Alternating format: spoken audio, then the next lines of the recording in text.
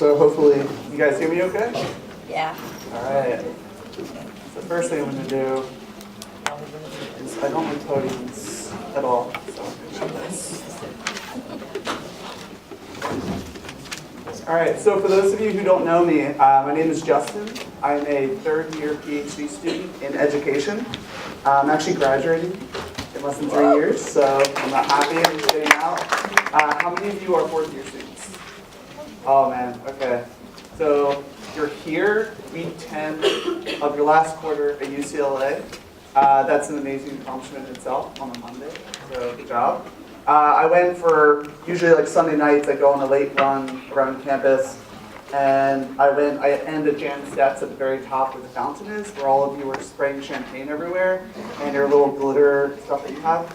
And I swear that the whole fountain is literally filled with champagne right now. And I say that because there was foam, like 2 inches of foam floating on the top.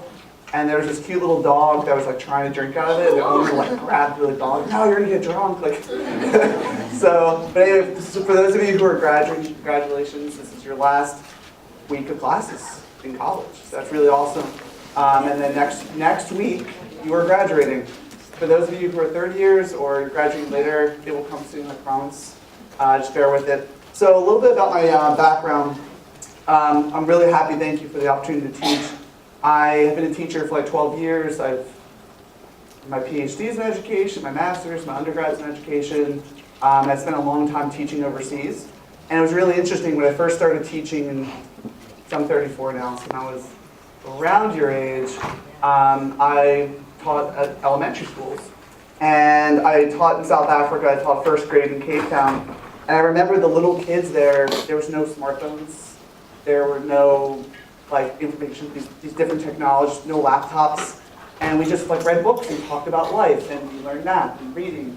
And then as the years progressed as an educator, then laptops started becoming more prevalent, and then smartphones, and then I started losing my students' attention. And I noticed, which was really interesting, that when I first started teaching, when I'd ask a kid a question, they would look up at the air and like ponder life and like try to figure stuff out. And then now when I ask a student a question, they immediately look down at their hand, even if there's no smartphone. And it's really strange. So instead of using a certain part of your brain, it's more about, well, what do others say about this? What is technology saying about this?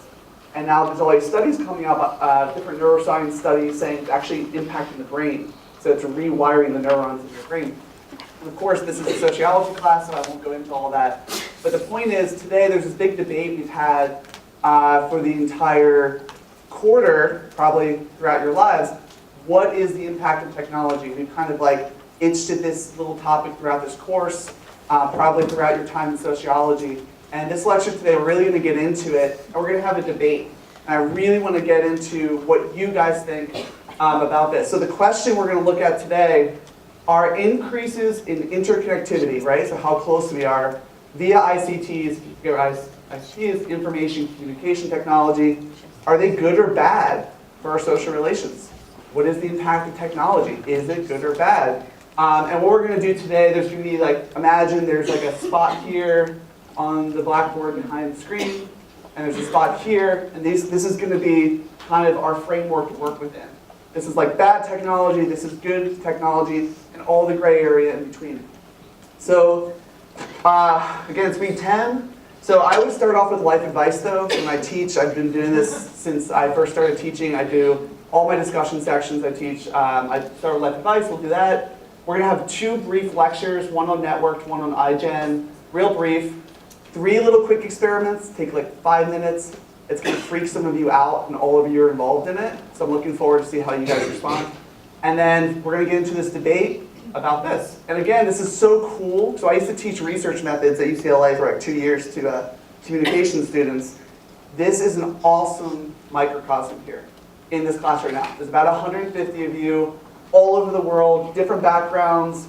Everything you can imagine is in this room. That's really cool. And this could give us a real interesting window into how maybe the rest of people throughout the country and the world look at and interact with technology. So, a little background information first. Oh, actually, my life advice. Sorry, I'm jumping ahead. So again, in the debate today, I could have just lectured on networked, and I could have just lectured on iGen.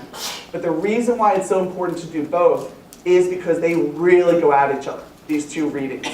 So the life advice I have for you is after you find a book or a collection of ideas that you love, immediately go out and find twice as many other sources that challenge it. Never get comfortable and stuck in an echo chamber.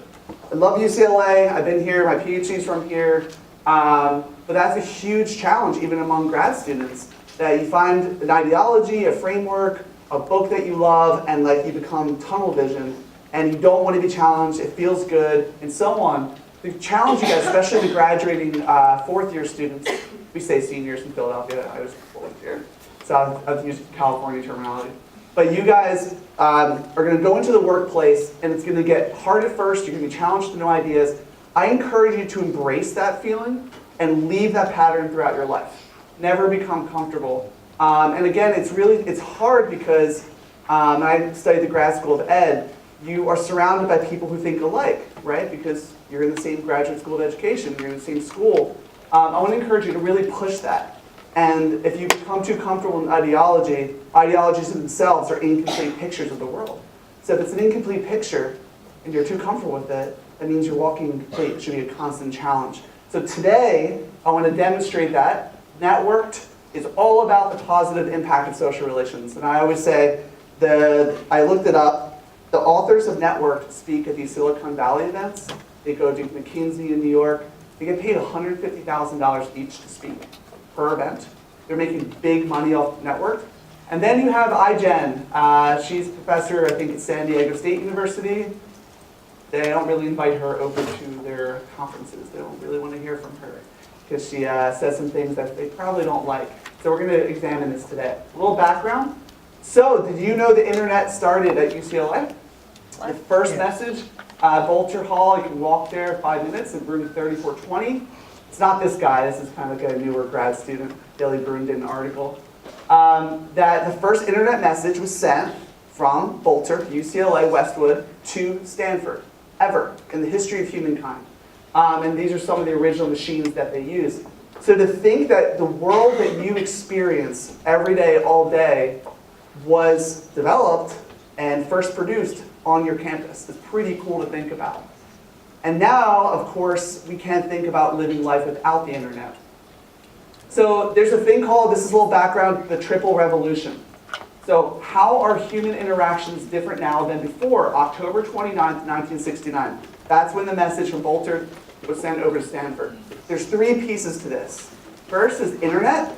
You have to be connected through the airwaves, the digital waves, right? So there has to be some form or way or means. So imagine going through LA without the 405 or highways. Nothing would go anywhere. It'd be insane, right? Consider this the highway, the digital highway. The mobile revolution. You need a way to communicate with each other, right? You need the actual physical, I have my phone here, right? So if I don't have this phone on me, my iPhone, great if there's internet, but if I have to go, say, to the public library and there's a long line to use internet, it's not going to be very efficient.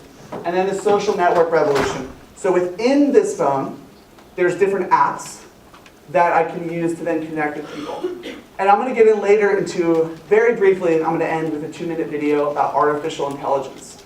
So I have the advantage, your professor has the advantage, Alex has the advantage of seeing kind of technology grow. But I remember in school, my first computer was 4th grade. First time I ever saw a computer was in 4th grade. It was in black and white, and we had this big computer room. And I think about the world now and how different it is.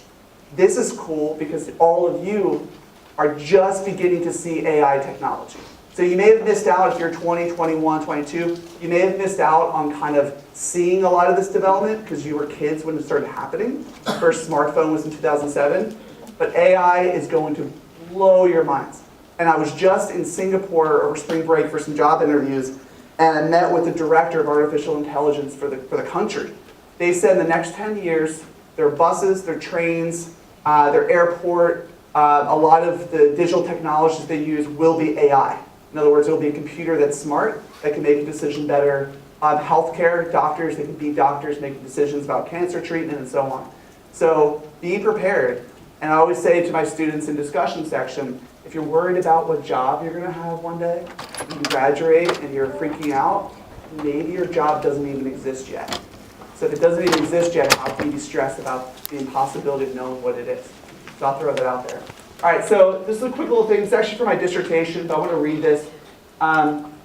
So what specific factors make it possible for people to outpace traditional mass media mediums, such as the local news, as well as local face-to-face intercultural interactions? In other words, for a very long time, we just had mass media, movies, newspapers, books, and of course, talking to describe how the triple revolution made this possible. So first, the social network revolution has afforded more diversity in relationships and social worlds, as well as bridges to these worlds and maneuverability to move among them. At the same time as it introduced the stress of not having a single home base and reconciling the conflicting demands of multiple social networks.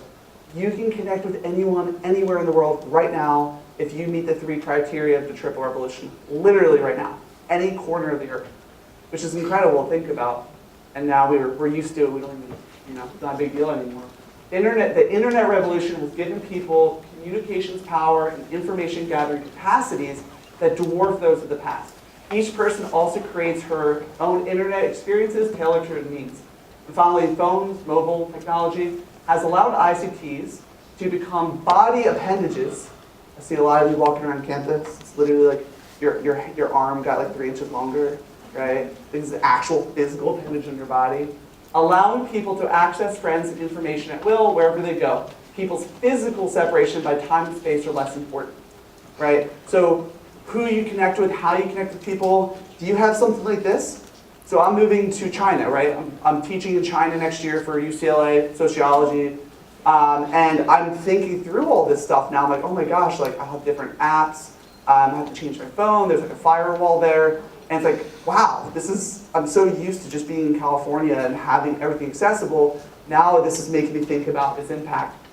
So again, the question, let's get into this, the positives and negatives of ICTs and social relations. So here's the first book, the Rainey and Wellman book, Network. And this is the new social operating system. In other words, how we communicated with each other for millions of years has changed. It's totally different, and it will never be the same. And if you just take a picture of a classroom in 2018 versus when your parents were in college, or maybe around that age, totally different. Especially the clothes, you guys all wearing like UCLA stuff. All right, so make this interesting since week 10 and keep you guys awake. In the blue corner, ICTs are awesome and empowering. Okay, so this is the stance that these authors are going to take. So this chapter that you guys got for the readings talks about network creators. And who are they? They're all of you. All of you, if you have access to this, there are some socioeconomic issues involved, but overall, if you're at college, the university can help fill in those gaps, and this is kind of what you are. So it says, while he was at it, network creator Moranchi joined the roughly 2/3 of adult internet users in America who have created online material, taking advantage of these new technological affordances. The act of creating media, text, photos, audio, artwork, videos can serve many purposes. In other words, we talk about material culture in this class and durability. One issue is it's reshaping our social space and our interactions with each other. So the example they give here, here's this guy. Every day he's on the Massachusetts Bay Transportation Authority. And he goes to work and he's like, man, there's a pothole here. Man, the light's out, this train's 10 minutes late, the conductor was rude to me, the ticket thing's broken, it's too crowded, but then this other train's not busy. So he just started taking pictures. He just made a blog, right? He started getting all these followers. Suddenly, a guy who had very little voice, and no one really cared about him going to work, now everyone's like, whoa, what's going on? That then put pressure on Massachusetts Transportation Authority, who then was like, all right, this looks really bad for us. This is bad PR. So what we're going to do, we're going to start fixing this. So from a guy who had no power, suddenly he's empowered. So the network creators, this is the brief ones. We're going to go over one by one, some really fun examples. So a network creator creates networks. So what are the things? First, it provides ways to show self-expression. I'm sure every one of you at some point, if not even within the last hour, have self-expressed yourself on the digital world. Whether you posted something in Snapchat, Facebook, a picture of yourself, Twitter, whatever it is, there's a way that you self-express that never existed like it did before. Collaborative space of learning. Now we can crowdsource, we can put our brains together. We're going to talk about Wikipedia real briefly. And that also helps us to learn. So instead of just learning from your local community, how it's been for thousands of years, you're learning from anyone, anywhere who has access to the pieces of the triple revolution. New communities. So if you have trouble finding someone who is a certain part of your identity, I know in the LGBTQ community, that became a really big issue where it can really connect people, where they had a tough time meeting people that they wanted to meet. And that also builds to humanitarian efforts, where this idea that if we come together, we can help people we've never even met before. And we're going to talk about the GoFundMe campaign and how remarkable that is. Empowerment, it allows people, we're going to talk about the Arab Spring, right? So the governments were in power, people came together through Twitter, and Twitter basically, arguably took down several governments, right? And they empower the people. I see, one thing I noticed at UCLA when I arrived here from Philly is there's a protest all the time at UCLA. Can't even imagine Berkeley. And the way that people connect are through these technologies. They can group together, they can come together, and so on. Finally, it precludes greater glory. We'll get into that. So first, self-expression. So there was this single mom. She had a child, the father left, and her son was she felt that her son was very talented. And I'm sure a lot in moms in that situation would go, my son, daughter special. But she felt really unique about this. So she went out, bought a really old camera, recorded her son playing a song, and posted it on this thing called YouTube. You guys have probably heard of. And she posted this on YouTube, and suddenly her child in this little remote corner of North America started getting responses. You've probably heard of this person before now. Let's see if you recognize who it is.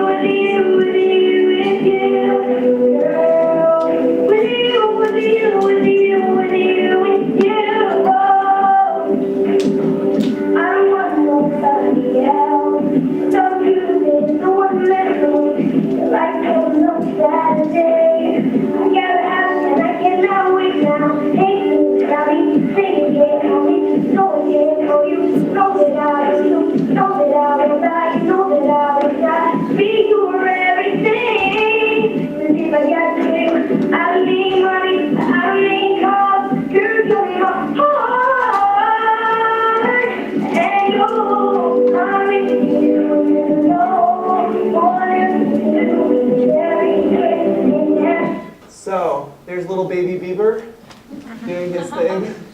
And you have to remember the context, whatever your feelings are about Justin Bieber. It was, a single parent home, and they were in Canada. And she felt, you say what you want, he's very talented. And so this went on, and then later, after this, see if you should inspire much.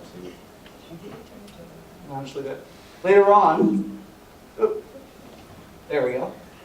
Justin Bieber, fast forward, is the first artist to hit 10 billion views on Vivo. 10 billion. There's not even 8 billion people yet. Now you can argue, well, it's probably some like teenage girls watching videos 1,000 times. It doesn't really count, but that's okay. But 10 billion. So this little kid that you just saw a video, that was the first ever video of Justin Bieber, now has 10 billion views.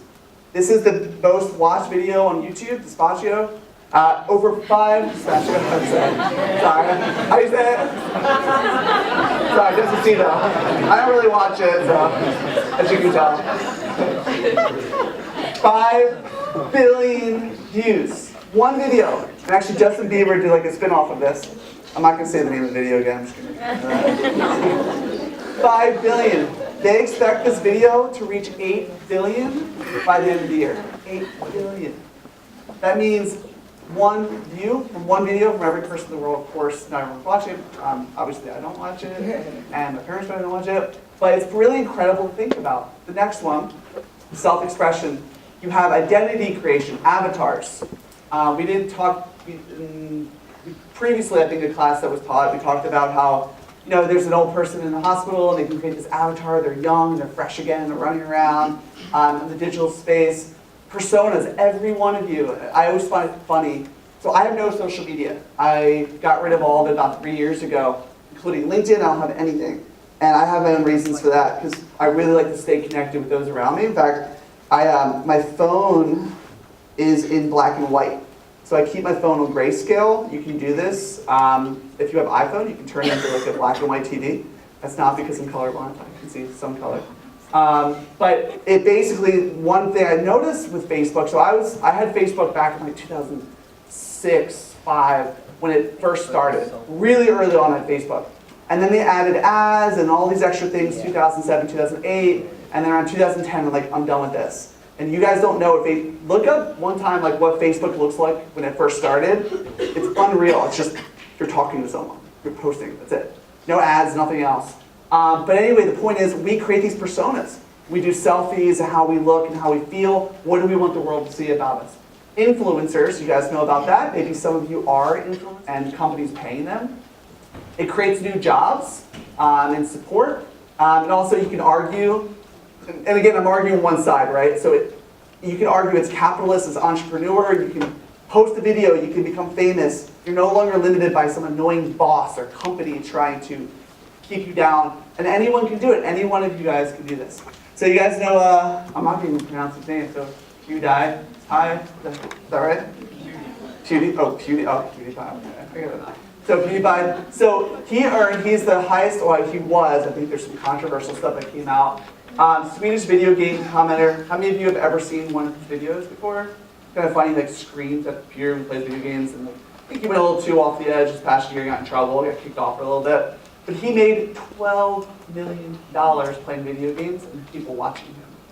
Like, how? Like, that's crazy. $12 million to play video games, and so on. So the collaborative space. So what else does this great thing called technology and ICTs do? It connects us. So the sociologist David Gauntlet said, ICTs not only enable people to create their own original work with the material available on and offline, they also encourage networked individuals to do so collaboratively. As Gauntlet emphasizes, sites as YouTube, eBay, Facebook, Flickr, Craigslist, Wikipedia only exist and have value because people use and contribute to them. And they are clearly better the more people are using and contributing. So here's a little example here. Crowdsourcing. So this was created after the Tohoku earthquake in Japan. And if you go to Wikipedia, there's different stories about it. There's different angles. So for example, you have the Fukushima nuclear power plant. That's the one that erupted and created a lot of issue. In that, there was a boiling water reactor that polluted the water and polluted the land. In fact, you still can't go there today. And all these kind of rectangle square things here are actual stories on Wikipedia. These little dots are the individuals that fed into that story. So before, maybe one academic would sit there or a government worker and fill it out. Suddenly you have all of these people. But they just did one story. These people did both. So these people plus these people, plus all of these people in the middle. People in the middle are the most active ones. I think in the book they say they're like it looks like a constellation or like the universe, right? It looks very beautiful stars. Some of these people in the middle did all of the stories. Some people just did one, some people did two, some people did three. But this just shows this crazy picture of all these individuals crowdsourcing information of what they hear and keeping each other accountable about what's accurate and what's not. Really fascinating. Another one, they give this in the book. So Library of Congress has all these pictures. They have like 6,000 some pictures. And they don't have the resources. They're a public library. And they wanted to basically get people to put comments, to make views, to make it more interesting, to highlight it, to make it a better educational experience. Those 6,000 photos or images were looked at like 26 million times. Tags were added over 130,000. Comments left all over the place, right? It just grew. And you guys know when things go viral, right? So when someone does it on Twitter or you post something that goes viral and the comments, I have one YouTube video that I posted when I wore colorblind glasses for the first time. I actually recorded it here. And I'd never done a YouTube video, I didn't even know how to do it. It has like 400,000 views on it. Because I was just literally seeing purple for the first time. I can't see purple with my eyes, apparently. I'm really colorblind. And I put the glasses on, people liked it, and I got paid for it. Like, what? Just get paid for this? It wasn't much, I mean, but it was kind of cool experience. So another one here, new communities and humanitarian efforts. So when something bad happens, so my research at UCLA, I just wrote like a 300-page dissertation about the shooting we had on campus. That's my research. I studied how the 2-year anniversary was on this past Friday, and how that impacts students. Well, there was another school shooting very recently in Indiana, and the teacher essentially saved the students' lives. He got shot several times, he survived, which was really bad. And I want to show you this video, kind of what he actually spoke afterwards about his experience. Some of these might have commercials, so bear with me if they're kind of weird, I don't know.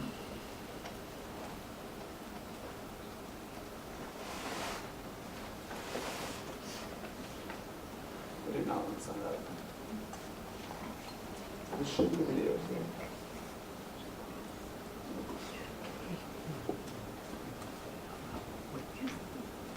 Well, anyway, this is supposed to be a video, but I think it's just really slow, which is okay. So basically what this guy talks about, his name's Jason Seaman, and he says that, I'm going to close these tabs. Basically what he says is the GoFundMe campaign for him paid for all his medical expenses. In fact, I have it here, a picture of what happened. So the shooting happened very recently.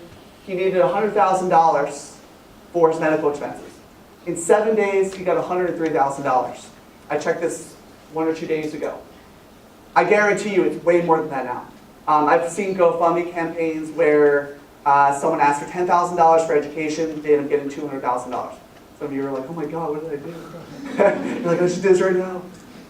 And here's the crazy thing. So here's this person, Mindy Perrin Riley, $200. I guarantee you she's never met him before. She just felt bad about the shooting. She's probably in some other location around the world. Here's $200. Here's $50. Here's $5. Here's $1. And crowdsourced it so that all of his medical expenses were paid. That's incredible. That never could have happened at the speed in 7 days before this triple revolution happened.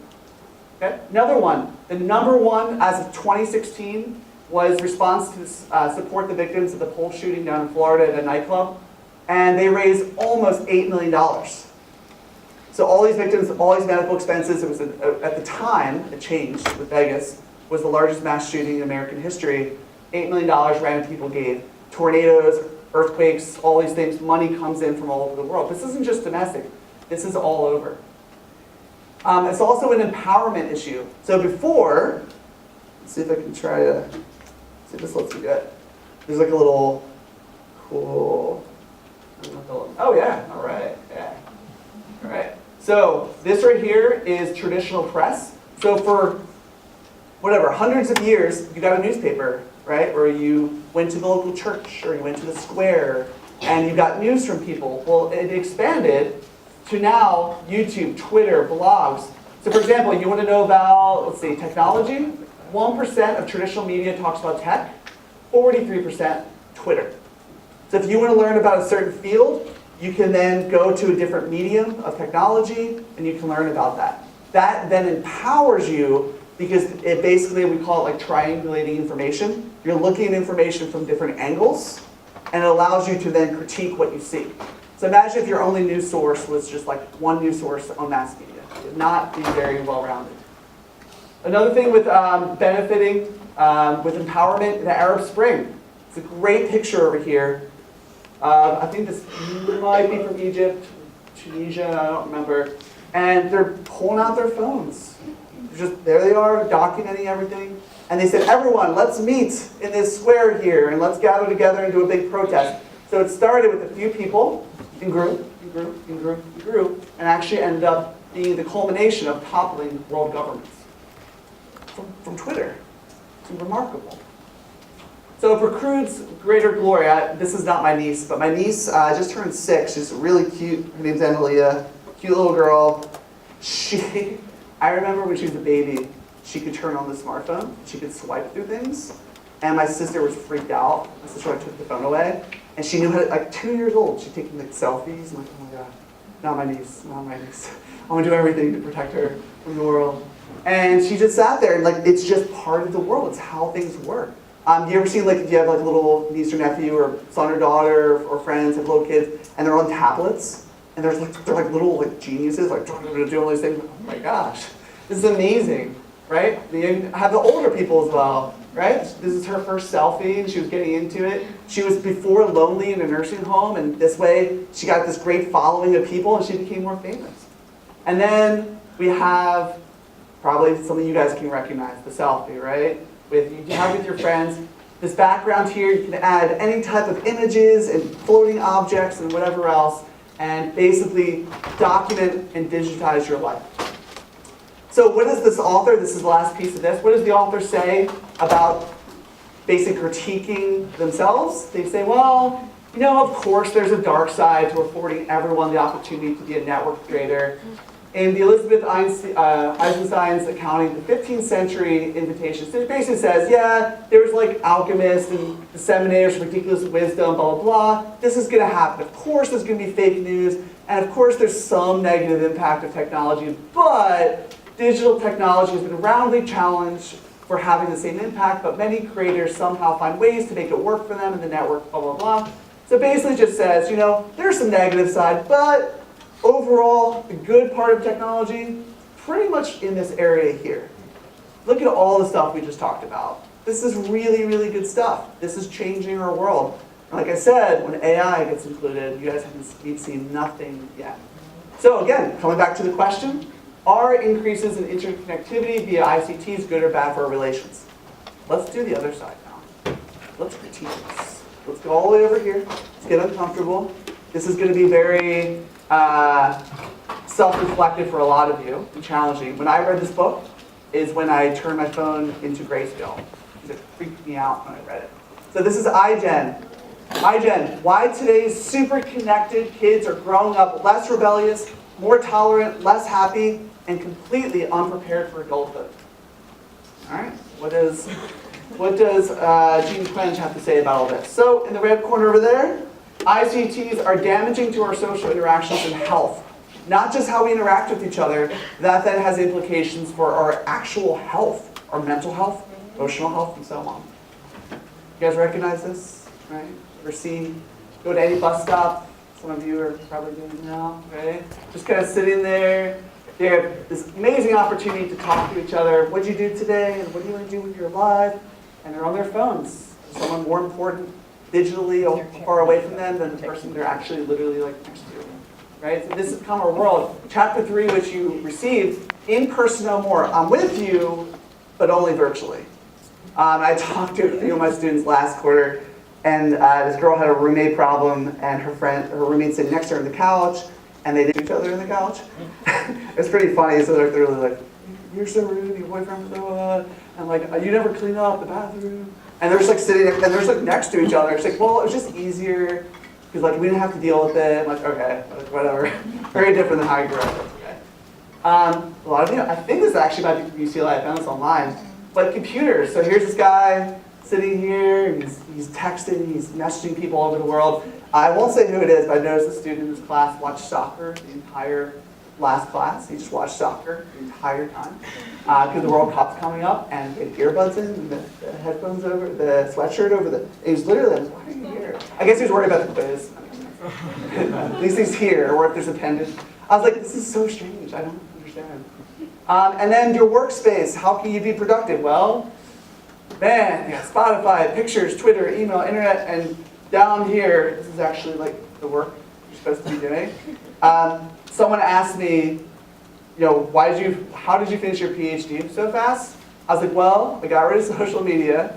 When I study, I put everything on airplane mode. So I put my phone on airplane mode, turn off the internet on my computer unless I need it. I sit in a coffee shop in Westwood, get a nice latte or boba, whatever, got boba since I lived here, and just do my work. Just like I'm there, just doing one thing. And I notice when I would go to Powell Libraries, probably a lot of you are guilty, I walk around Powell, and it's just like, it's insane. Like people are like texting, and then they have their computer, and then they have like a tablet, and they're doing all different things. They have like 9 different, 10, 11 different apps at the same time. And then there's like the Sociology 134 final paper with a sentence saying, please get to me. This is gonna happen, I will do this.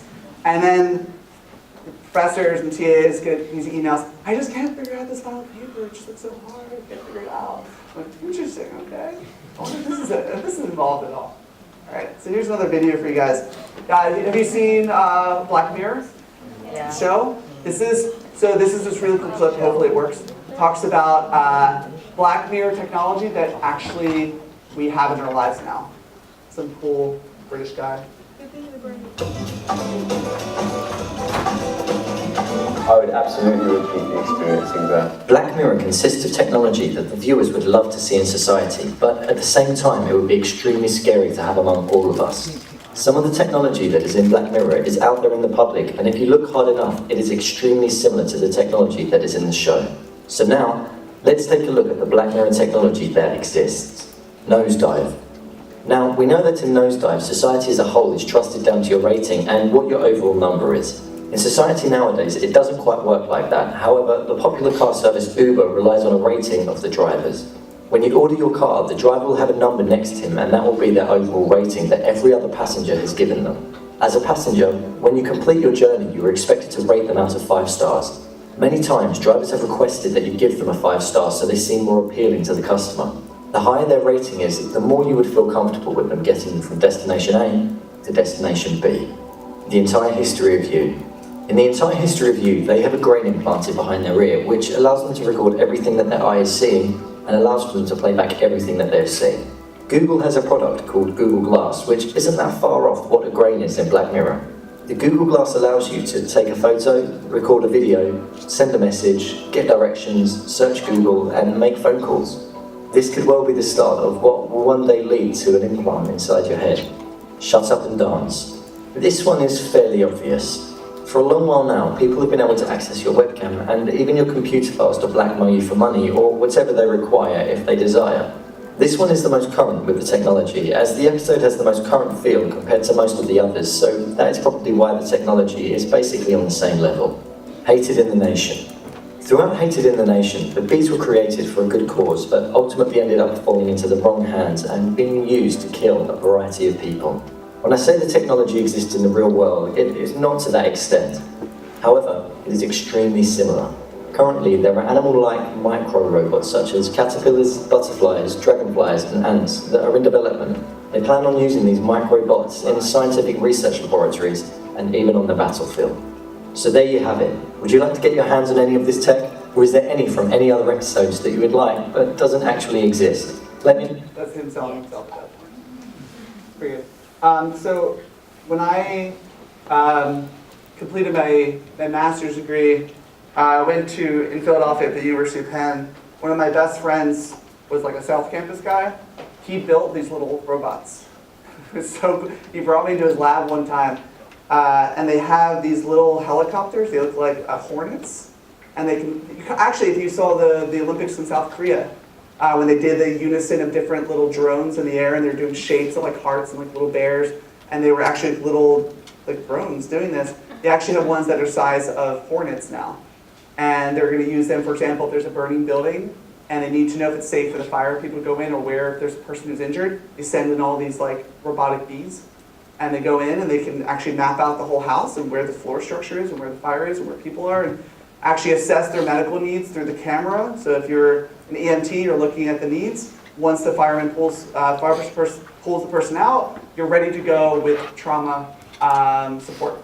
And you already know what you need to do, a better idea of what you need to do by actually looking through the camera. Unreal. So first, context. A lot of you have asked this quarter, like, what generation am I? First answer for that, there is no clear answer. So there's several researchers from Harvard, and they're all colleagues, and they argue with each other about generational research. There's no set like birth date that line, but there's a general trend. Jean Twens, she's actually a generational researcher. So she started with the baby boomers, and she studies every generation, and she compares them. So she's really fascinating to work with. So this is basically when each generation dominated the population of high school seniors and entering college students based on the generational year of birth. So my mom was born in 1950. She was 1968 when she went to college, so she'd fall like right here. So she's definitely a baby boomer. I was born in 1983. I graduated college in 2001. So just like on the cusp of being Gen X. Probably most of you are iGen. And that's significant because the first smartphone was 2007, right? So when you were maybe, let's say, 11 years ago, you're 10 years old, you're probably 5th or 6th grade when the first smartphone came out. Pretty interesting. I was much older. Okay? So everyone, take out a piece of paper and pen. I'm going to figure out how iGen you are. I need you to be honest. Take out pen and paper. We're going to do a quick little fun quiz here. This is a different chapter in the book that she gives. And I want you guys to be very open-minded, please. Don't feel too judged. Don't feel like she's attacking you. I want you to honestly answer these questions, and we're going to see how iGen each and every one of you are. Okay? So what you need to do is write 1 through 15 on a piece of paper. And then we're going to go through each question one by one, and then we're going to score it. And the higher you score, the more iGen that you are. All right? I'm going to go one by one. Remember, I used to be an elementary school teacher, so I'm very patient. Number 1, in the past 24 hours, did you spend at least an hour total texting on a cell phone? In the past 24 hours, and please don't overthink it, like that includes any type of like texting, Instagram, any type of messaging, Facebook, IM, anything like that. You're digitally communicating with someone. In the past 24 hours, at least an hour. 2, do you have a Snapchat account? Yes or no? So you're writing yes or no for these. Yes or no? Do you have a Snapchat account? Number 3, do you consider yourself a religious person? Do you consider yourself a religious person? Number 4, did you get your driver's license by the time you turned 17? 5, do you think same-sex marriage should be legal?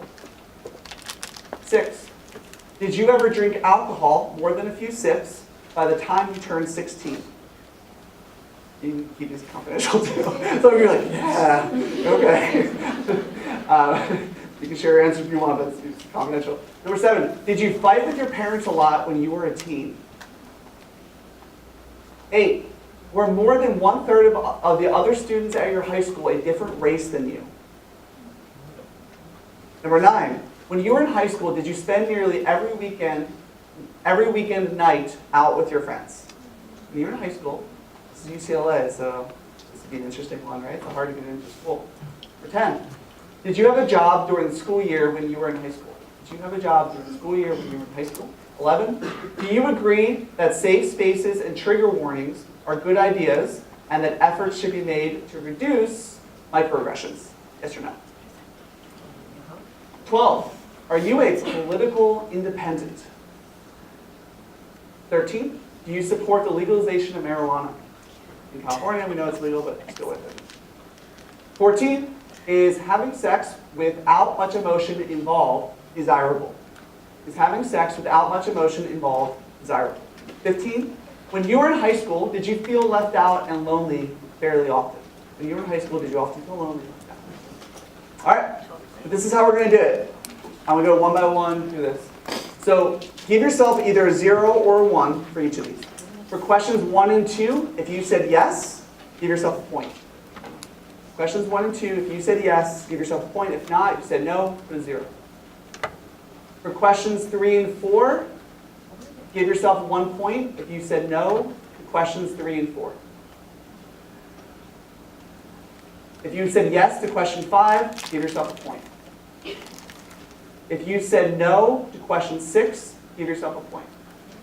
And number 7. You said no, number 7, give yourself a point. If you said yes for number 8, give yourself a point. If you said 9 for number 9, if you said no, give yourself a point. If you said no for number 10, give yourself a point. For 11, 12, 13, 14, and 15, if you said yes, give yourself a point. 11, 12, 13, 14, 15, if you put the word yes, give yourself 1 point. If not, put a 0 next to it. That didn't make sense? Yeah. Does that say yes for all of them? If you said yes for all of those? Does have to say yes to give yourself for all of them? No, no. So is that confusing, my explanation? No, that's not. So it's some answers you get a point for saying no, some answers you get a point for saying yes. So I'll try it one more time. So if it's just because it's yes, it's not a point. This is different. This is more tricky than that, because otherwise you guys are too smart and you'll figure it out. So let's try it one more time. Ready? So 1 point. If you said yes for 1 and 2, put a 1. If you said no, put a 0. For question, if you said no to any of those, put a 0. Okay? Now I want you to add up. It says here, the higher your score, the more iGen you are in your behaviors and attitudes. So take a minute, add it up, talk to the person next to you, and see what you got. How iGen are you? This is her test, generation test.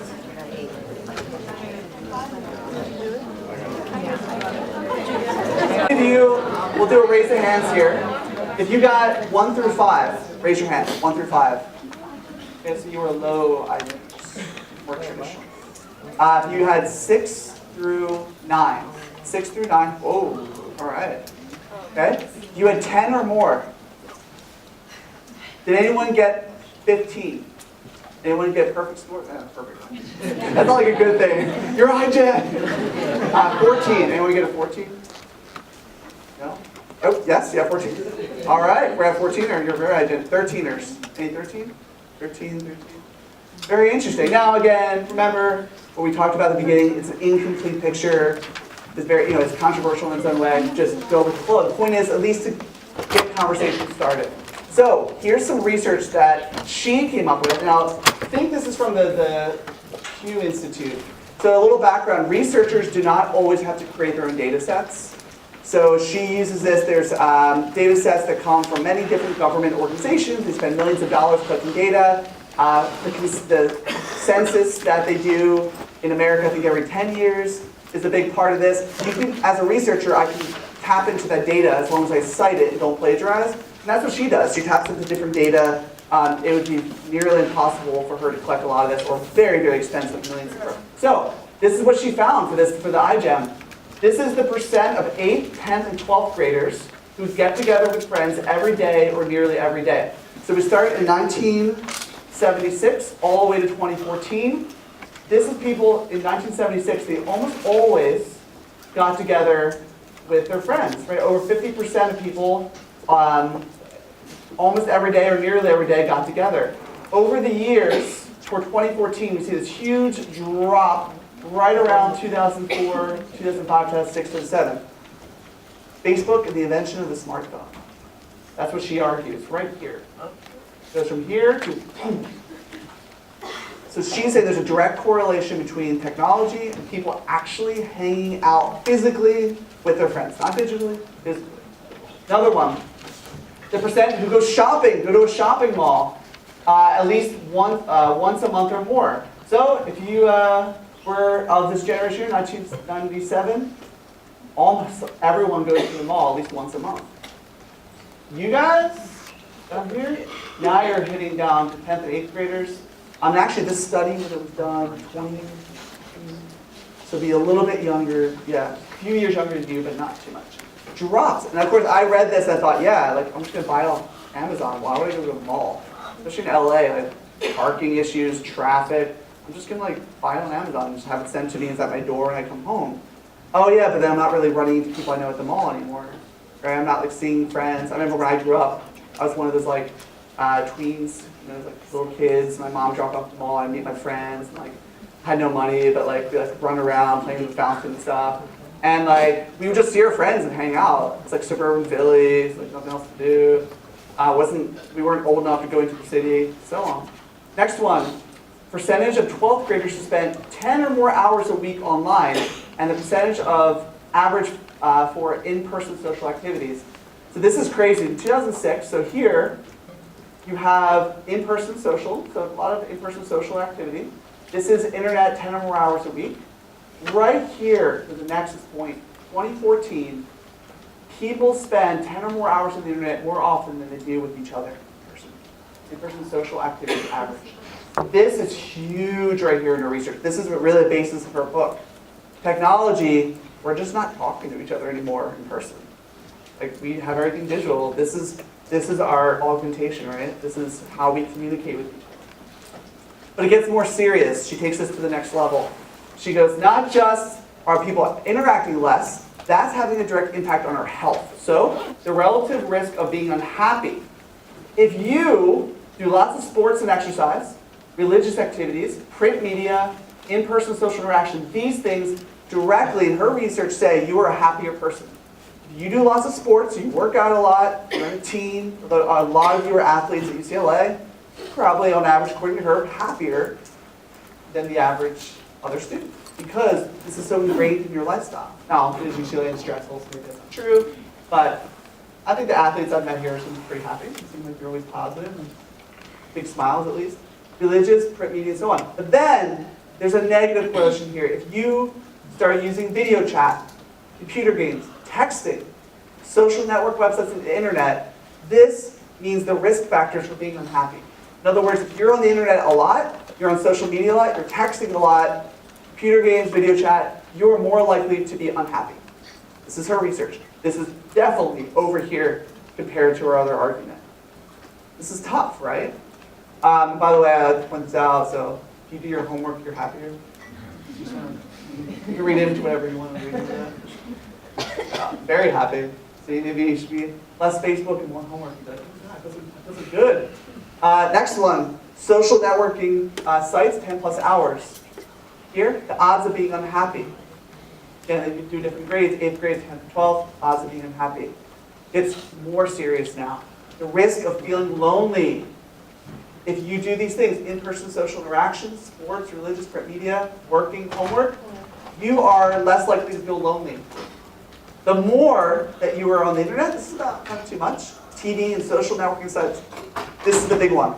The more you're on social networking sites, the more likely you are to be lonely, to feel feelings of not being connected to people, which makes sense because you're not with people, you're on digital. But it's weird because the digital world that we live in is such a smokescreen. We feel like we're connected, we're communicating, we run into someone, we already know everything about them. I remember also, I spent a lot of time, I took many gap years after college, took 7 gap years. So don't feel bad for taking one, I always tell my students. And I traveled, and I was a school teacher all over the world, and I traveled. And I remember I had Facebook when I did have it, and I went back from teaching in Japan to Philly, and they knew everything. Was so annoyed. Oh yeah, like that party you went to that temple and shrine, and oh yeah, your students are really nice. I'm like, oh, this sucks. Like I can't actually share, like, or for the first time, things with people I meet. And it was kind of like a letdown. When I got home, they're like, yeah, we saw all the pictures, and we saw all the comments, and we talked to you about it. And they're like, so what do you want for dinner? I'm like, you know, I mean, when you go overseas, you want to be kind of like interesting and exotic, and you come back, like, yeah, this is so fun, and then you know everything already, right? It's even more serious. There's 2 more levels to this. Depressive symptoms. If you are into sports, you are least likely, if you're really active, to feel symptoms of having depression. And so on. Again, the more social networking you feel, she argues in her research that you are more likely to feel depressed and anxious, and so on, on social media. Interesting. And finally, the suicide factors. If you do lots of sports and exercise, very low. If you use electronic devices a lot, you are much more likely to be in the category of someone who would contemplate suicide or actually try it. And she's saying basically this is very serious. This is the other side of things. This is the dark side. She makes an argument as well. I read some of her other stuff. Well, why don't we know this stuff? Why is this book just telling us this stuff now? Well, do you think Facebook and all these companies want us to know about this? Right? They have their proprietary research, but they pay for their own research. Very different than academia. They spend millions of dollars doing research on you guys. Facebook got in trouble for some of that recently, Congress. And they said, we didn't know. The whole Cambridge Analytics thing, they blamed that. Mark Zuckerberg has to speak before Congress. And like the data is not being protected, and there's this big issue of that. And it's interesting, when you watch, it's called this, I think it's called the G8 conference. So every year Facebook meets, talks about new technology. It's always so positive and amazing. Facebook just started a dating app. So if you have Facebook, you can now not have to use whatever, Tinder or Bumble, whatever. You can use Facebook. Facebook does everything for you. Okay, next thing. This is really interesting. So now, hours a day electronic use. This applies to everyone, but it came out from the research she did with 8th, 10th, 12th graders. So, if you are, this is how unhappy and the suicide risk factor. The more unhappy that you are, the more likely you are to contemplate suicide in this research. There's a positive correlation going up where if you are unhappy, it can lead to more serious consequences and so on. And I'm very unfortunately, when I was an RA, so when I was doing my master's in Philly, I was an RA, and man, Penn students were really intense, and they would pull double all-nighters, and like some of my residents would like binge drink, and then they'd be on prescription meds to stay awake, and then they would party and not eat, and like really bad habits, and like suicide is a huge issue at the University of Pennsylvania. They had, I think it's one of the highest in the country besides MIT. And it was interesting, like really watching it. I lived with 32 undergrads for a year as a grad student, seeing their behaviors, and it baffled me, and it was so hard to connect with them. I started a free tea and cereal bar in the lounge, just so students would interact with each other, because they were so busy. So like free tea and cereal, they love cereal for some reason. They could eat it. It's like it wasn't too unhealthy or something. And they would actually start talking to each other, but it took those crazy things I had to do that. So I want to leave with the final point here before we get into our discussion. So, caveman brains, FOMO, right? Fear of missing out, and soft skills. All in all, in-person social interaction is much better for mental health than electronic communication. This makes sense. Humans are inherently social beings, and our brains evolved to crave face-to-face interaction. In hunter-gatherer times, people who got kicked out of the tribe often died because they had no one to share food with and no one to reproduce with. Being a hermit was literally bred out of us. The legacy of this era lives in our brains, which are exquisitely attuned to social acceptance and rejection. I've studied this myself, and she goes on to talk about these feelings. I'm going to scroll down to, apparently it's not a coincidence that many terms for social pain mimic those for physical pain, including hurt feelings, heartbroken.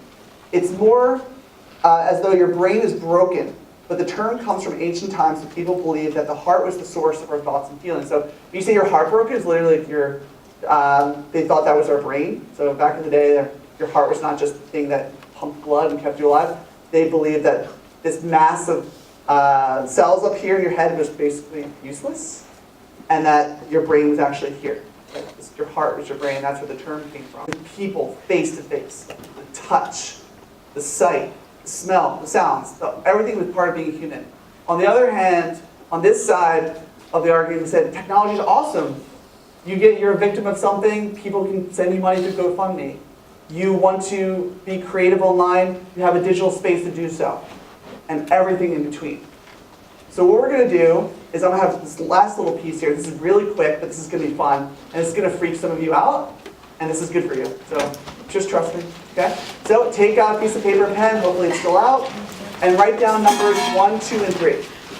Just write 1, and leave a little space, so write number 1, little space, number 2, little space, and write number 3. It's very simple and easy, but hopefully you and help you reflect about your own use of technology. All right, next step. Ready for this? Take out your phones, put away your laptops, just for a few minutes. Everyone put away your laptops. Take out your phones. I want you to physically take them out. And I want you, if you are a brave soul, turn it off. If that's going to freak you out, put it on airplane mode. So everyone take out your phone, put it on airplane mode, or if you're brave, turn it off. They seem like a little thing to ask, but I already see some of you are like, oh gosh, Right, 1, 2, and 3. I'm missing out. Yeah, just give a little space though. This is just for 3 minutes, I promise. Bear with me. All right, so take out your phone, put it on airplane mode, or turn it off if you're brave, and I'll do that myself. Okay, mine's off. Ready? Here we go. Close your eyes for 30 seconds. Think about how this feels. Close your eyes or look somewhere. If you're being quiet, think about how this feels for your phone to be disconnected.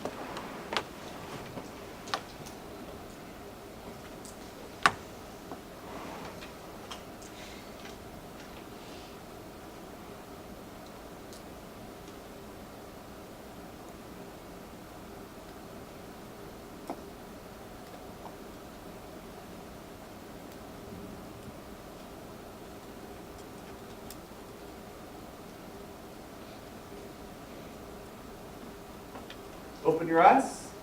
Write down 2 adjectives. How you felt. 2 adjectives. Happy, sad, anxious, perfect. Write down 2 adjectives. How you felt in those 30 seconds. Now for the fun part. You ready for this? No? This is going to get fun. Next, switch your phone with a nearby stranger, someone you don't know. Actually, physically give your phone to someone you don't know near you and switch it. You can trust the person not to look at the screen. Physically switch your phone with someone near you that you don't know, a stranger. Don't cheat and like your friend from Greek life or something. Okay? Physically switch your phone with someone you don't know. All right, here we go. Close your eyes for 30 seconds and experience your thoughts of your phone being in someone else's hands right now that you don't know. 30 seconds. How does it feel for someone else to have your phone?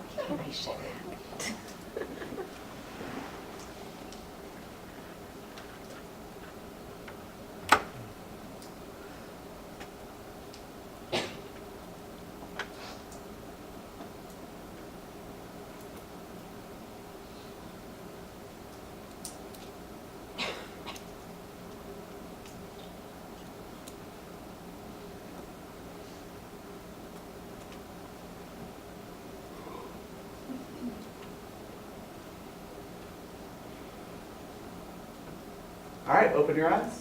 Same thing. Write down 2 adjectives that show how you feel.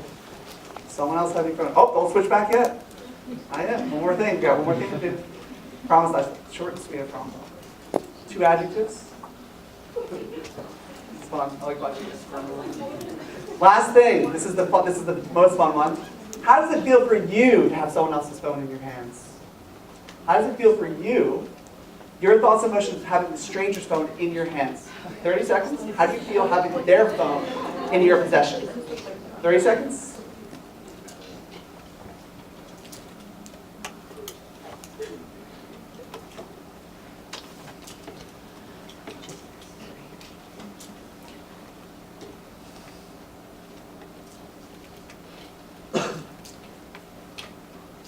Okay. Now write 2 adjectives of what it felt like to have someone else's phone, a stranger's phone, in your hand.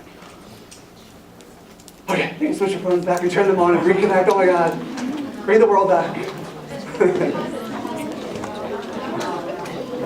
Send me messages you missed. The world's still here, I promise. All right, talk with the person near you about your experience. Share your answers, 1, 2, and 3. What adjectives did you come up with? I don't care. I kind of, it's nice. I felt anxious for some reason. Oh, really? Like I was very conscious of where it was. Yeah. Because I lose my stuff, like, well, I used to lose it a lot last year, but I became, like, very, like, I don't know, coordinated with it. So, like, I used to wear Somebody stole my phone one time. Yeah, like it was in high school. Like they stole it out of my gym shorts, like while I was in PE, and I didn't have a phone for like 2 months. Best 2 months ever.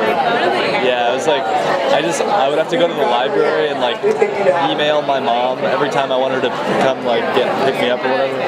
So you had an excuse for not like contacting her. Exactly. Or I'd have to borrow someone's phone. Like, it was like I was in control of what I was What you were receiving. doing. Yeah. Right. You're being like. I didn't get any like texts that were like, oh, I gotta deal with this thing now. Like, yeah. Really? It was nice. In high school, I feel like it got crazy in college for me. Whenever my phone dies, I feel a sense of relief. Oh yeah. It's weird. Yeah.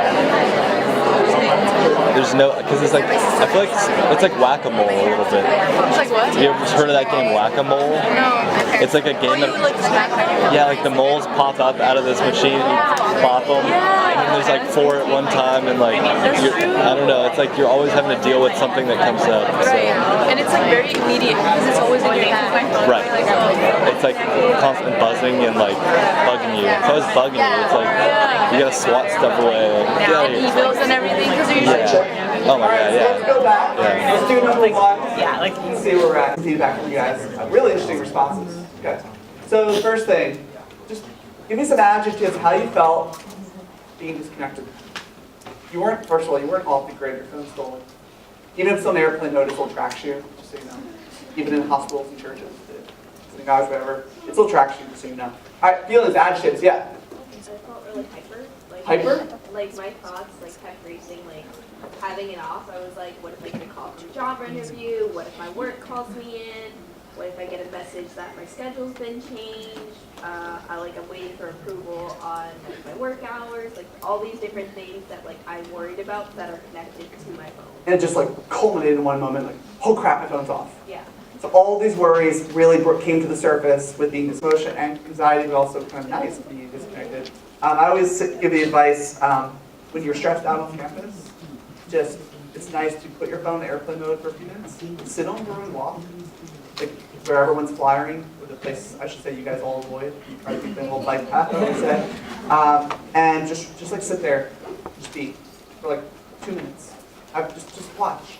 And you're gonna see everyone like running around, being anxious, and like 4th year students dodging 1st year students, flyers, and you're just like, wow, everyone's in a rush, everyone's stressed. Oh, that's like, if someone looked at me, that's how they would perceive me. Interesting. Okay, any other action? One more action you come up with? Yeah. I felt more present. More present? Just also like adding on, this is my last week at UCLA, so turning my phone off in general makes me feel more present since I won't go through this again. So really enjoying your week 10. Yeah. Great, thank you. Good. Next one. How does it feel with your phone being in a stranger's hands? For those of you who were brave enough to do that. How did it feel? So we go to you guys. Okay, so what was your experience? I said for me it was kind of reassuring, and it allowed me to gain trust in someone that I wouldn't have, like someone who I probably sat next to and talked to multiple times, and like until we would have done this exercise, I thought have ever. So there's a sense of trust.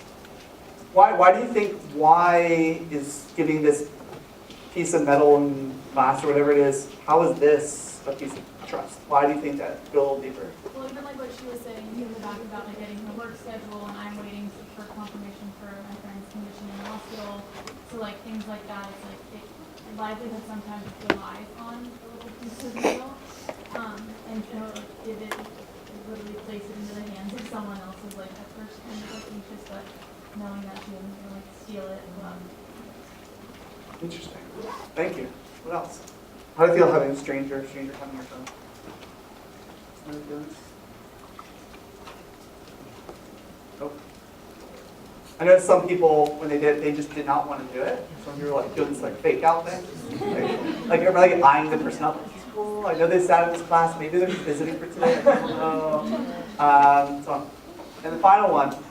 How did it feel having someone else's phone in your possession? There's a lot of different angles on this. What do you feel about that? You were going to say something, right? About that or no? Yeah. Oh, actually holding his phone made me more nervous because I know how much someone's life revolves around it that I didn't want to like be responsible. You felt nervous. Why did you feel nervous? Responsible for his son. Oh, you didn't want to be responsible. Because since I know that everybody's life like a lot of information comes through it. I was like, if I break this thing, that I don't want to affect his life like that. His life. Wow. Okay. Yeah. Yeah. It's true though. Yep. I felt like really powerful. Powerful. Yeah. It's like Yes. Some of you are like, I own you. Yes. it's Tell me like more about that. everyone's life is on their phone. Like like a lot of people don't consider like you have like a lot of secrets, information, passwords, your email account's normally connected if it's a smartphone, so like I have all the confirmation emails if I wanted to go through that. Anything embarrassing, like someone sent you, like I now have that in my possession. It's like, it's a very powerful feeling to have all that information about someone that you maybe have never talked to before this happened. Wow. That's good. Excellent. Anyone else? All the way in the back, yeah. I think it felt nice. You said talk real loud. I felt really nice. Why? Because I think we like to. All the way in the back, yeah. You said talk real loud. I felt really nice. Why? Because I think we like to make assumptions on what people will and might do, and just seeing that other people can be trusted is something we need more, and that's why technology has messed us up, because I think we're overestimating what people are capable of doing, because trusting makes a huge impact on the person that you're sitting next to. So I think it was nice. Interesting. So again, trust about trust building and excellent. Thank you. Yeah. I think that it would be a lot more uncomfortable if the phone was on and you give it to somebody else. Like if you get to like the text messages or like if they have the map pulled up or something like that. I think that would make me personally a lot more uncomfortable and like curious about like what other people have up or something like that. I think that'd be much more. How many of you would have refused to do that? If you had left your phone on and just gave it to a stranger, especially those whose notifications are just open. Who has complete open access to anyone who has your phone if they just lift it up? Like no notification blocking. A bunch of you. How many of you have like alerts but not personal messages? Right, most of you. How many of you are completely no notifications? You have to open it. Yeah, interesting. Thank you. What else? Yeah. You be a little bit louder. Oh, so like some of the other people said that they would feel powerful with it, but then for me personally, I like don't really want to mess with someone's life. So it was like my phone has my life on it, so to me it's like really important. But someone else's phone is really just something that I don't know. I don't really care when you can have that. Yeah, thank you. Good. Anyone else? Yep. I felt like I shouldn't be able to have access to it. You should not have access to it. Yeah, so I felt like uncomfortable. Like I shouldn't have access to all their information that's probably like on their phone. So kind of going off of that. I mean, it's banking, it's financial, social, emotional, psychological. It's our phone. Okay, so we're going to come back to this idea now. Let's get into this last piece here. This question. Let's revisit this question now. Now we have a context. We're going to do one side here. Awesome. Technology is awesome. Makes my world. I can make money and be self-expressive and do all these things we talked about, humanitarian efforts, all this in between to it can increase anxiety, increase unhappiness with overuse, and all everything in between. So we're going to start with this. Again, with the person that you've been speaking with, we're going to take 3 minutes. I want you, if you were to draw a piece of chalk anywhere between these two pieces, this is over here.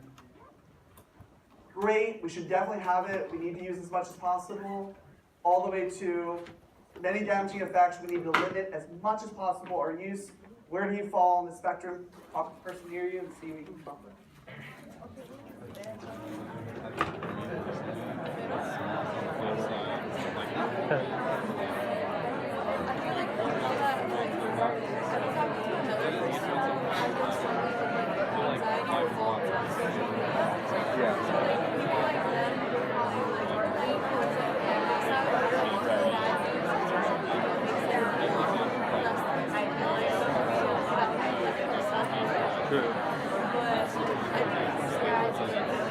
It's like a good tool to use effectively, but if you use it without like intention or purpose, like just for like, I feel like it's bad for entertainment.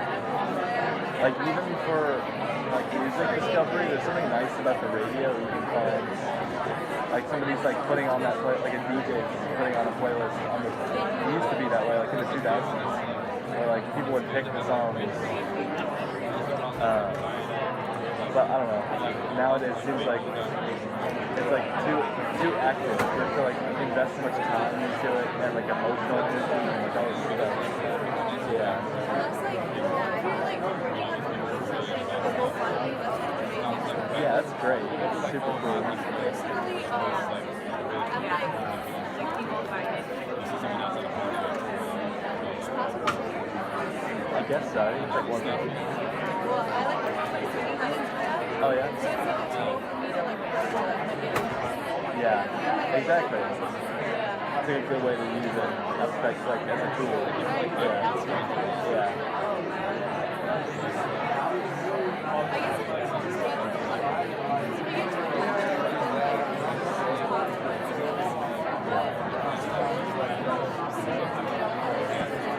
Right. Like it's pretty cool to connect people. I just feel like you have to be like constantly aware of it. Like using it, I don't know. It's like taking it for granted. Taking it for granted. Right, yeah. No, a lot of people do. Yeah, but like it also has really bad effects. Like, I don't know. You need a balance.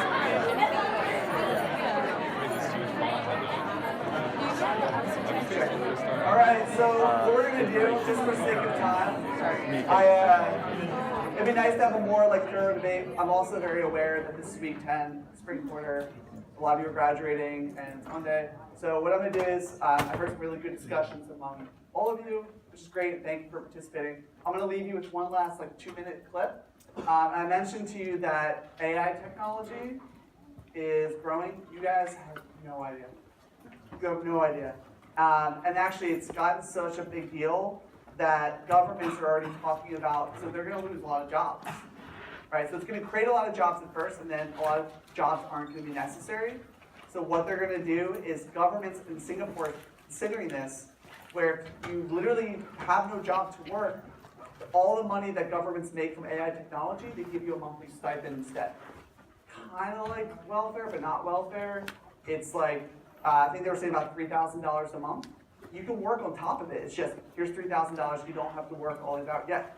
So would that be like similar to the concept that we've seen like in Brazil and like Mexico, like talking about this idea of like a universal income for all? Yes, so it's exactly. So it's like a universal income stemming from AI technology. In other words, the government has, it's like, I always get jealous about my friends from Saudi Arabia because, or certain countries in the Middle East with lots of oil, because they get full rides to anywhere they want to go in the world. Some of them get paid per month by the government, just as like a stipend, universal income. They don't necessarily have to work. So yeah, so I'm just going to tell you right now, this is 2018. By the time the next generation or your kids or whatever go to college and that comes up, I can't even imagine from the stuff that I've heard and read. So this is a little fun one. This is a fun little video. We'll wrap it up with this.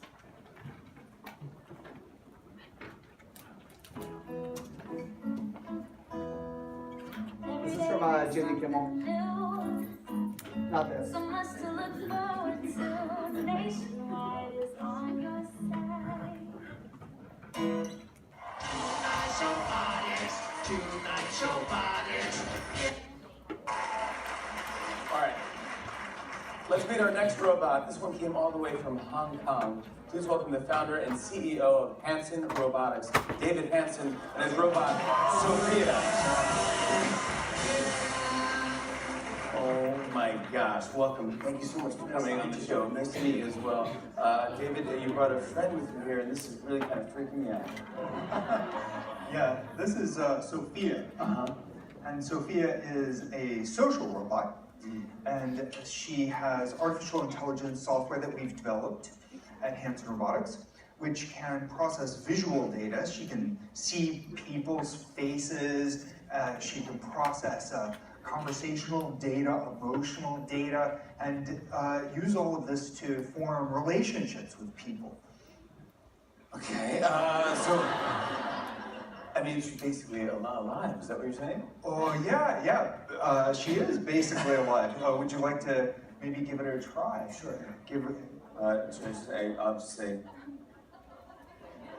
It's just like, you see how awkward my first dates are. It's a robot. I'm getting nervous around a robot, a very pretty robot. So what do I just say hello to? Yeah.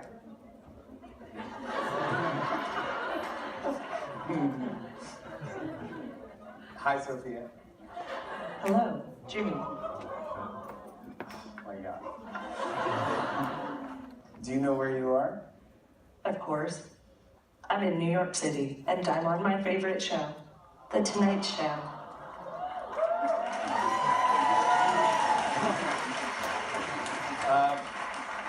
Sophia, can you tell me a joke?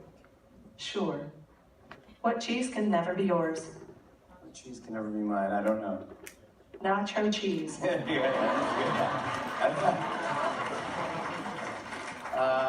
like nacho cheese. Nacho cheeses. Ew. Ew. I'm getting laughs. Yeah. Maybe I should host the show. Okay, all right. Stay in your lane, girl. Now. Jimmy, would you like to play a game of rock, paper, scissors, robot style? Sure.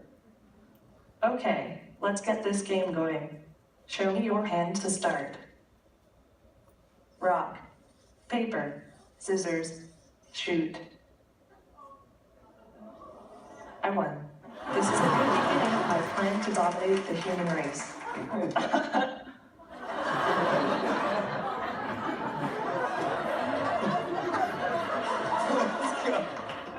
Just kidding. Yeah.